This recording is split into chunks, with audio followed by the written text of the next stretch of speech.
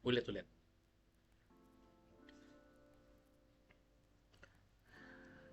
Welcome back. Let's discuss Ultra Lotto 658 results last April 15, 2025.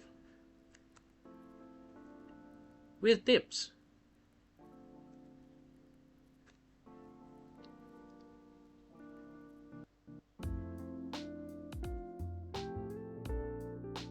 So, ang jackpot price para sa draw natin ngayon ay 49,500,000. So, ito ang minimum na jackpot price para sa Ultra Lotto 658 pero napakalaki pa rin. And ito ang mga results. 27, 13, 7, 14, 33, and number 3. And ito ang kanyang number analytics. So, pag-usapan natin ano ba ibig sabihin ng mga yun. So, sa Ultra Lotto 658, ang top 10 occurring balls ay ang mga ito, which has number 6 as its leading at 166 times nang lumalabas since 2015 data natin. And sa bottom 10 occurring balls naman, number 23 ang pinaka nangungulelat with only 122 times pa lang nagpapakita since sa 2015 data natin. Ano ba ang average? Ang average ball appearance ay dapat nasa 150.71. So makikita dito ang top 10 occurring balls natin ay sobrang nagpapakita. Baka sa mga susunod na draws, ito ay mga baka magpahinga na, at ang bottom 10 naman ay mga baka ito ang mga pagsulputan.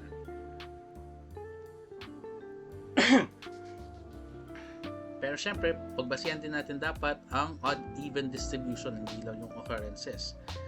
So dito sa ating latest draw, overwhelmingly odd ang combination natin at isang even lang. Paano ba siya mag-compare sa mga previous draws? Ano bang lumabas dati at ganyan yung nangyari? So sa April 4 at April 6, April 4, ano naman, balance naman. April 6, ganun pa rin naman, majority odd at dalawa lang ang even. Kaya pala, nung April 8 to April 11, super majority ang even. And sa April 13 ay majority pa rin ang even. So, makikita nyo na sobrang appearances pala ng even dun sa past 5 draws natin. Kaya siguro ang odd ay sumubok na bumawi ngayong draw na to. So ano kaya ang susunod kung ganyan ang mga lumalabas? At since nag-majority na ang super majority ng odd ngayon, baka sa susunod ay majority na lang or baka magbalanse. So tingnan natin ano ba ang odd-even distribution madalas sa 658 Ultra Lotto. Katulad ng sa ibang draws, ganoon naman talaga, odd-even equal pa rin naman talaga ang magandang tinataya kasi yun ang pinakamalaki ang chance na lumabas. Pero hindi naman siya palagi, pero madalas. Ang sumunod na doon ay majority odd or majority even, pero hindi naman super majority. Ang super majority, which has 5 tapos 1, yan ang medyo malabong, hindi naman malabo, pero bumababa ang chances na lumalabas. Mas lalo na kung all odd or all even. Na makikita dito sa chart natin ay onti lang ang dinagpas sa 1% chance na lumabas. So kung ngayon naka super majority ang odd, baka sa susunod na draw majority odd na lang or baka magbalanse. So sa susunod na category naman, tingnan natin katulad ng high-low distribution. Parang katulad ng odd-even din, no? Iisa lang ang naiiba. So, ang low-high numbers distribution natin ay meron tayong super majority na low at isang high. Ano ba sa previous draws? Wow! So, sa April 4, makikita na majority ang high, pero sa April 6, lahat ng numbers ay low numbers. And sa April 8 naman, sumunod na draw, nag-majority na ulit ang high.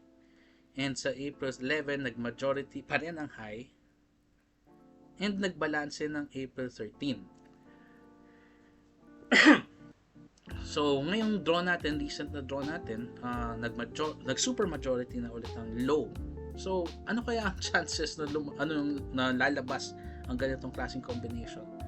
Since mukhang tug of war lang ang low at high dito sa ating previous 5 draws, at galing sa super major, galing sa overall all odds since nung April 6, baka ngayon, since mahirap sabihin, pero malamang sa hindi, babalanse pa rin naman talaga ang ang mga draws Tingnan natin baka this draw magbalanse ulit. So pagbasihan nyo na lang sa chart sa baba kung ano ang low at ano ang high. Ang low numbers ay from 1 to 29 at ang high numbers ay from 30 to 58. At nakalagay na dito rin sa baba kung ano yung mga may init na numbers at kung ano yung mga nanlalamig na. So maliban pa dito, tingnan din natin ang gap between draws. Wow! Tingnan nyo naman kung gaano tagal na yung ibang mga bola hindi pa lumalabas. So, base dito sa nakikita natin, yung number 18 and number 19 since January pa huling nagpakita yung number 18, and malamig din siya, actually color blue siya yung ranking, yung kanyang number ball appearance. At si number 57, mukhang last year pa ata yung huling nagpakita. Dumagpas na siya dito sa nakikita natin sa chart. And si number 39 din, matagal-tagal na rin hindi nagpapakita. Na din, since January 21.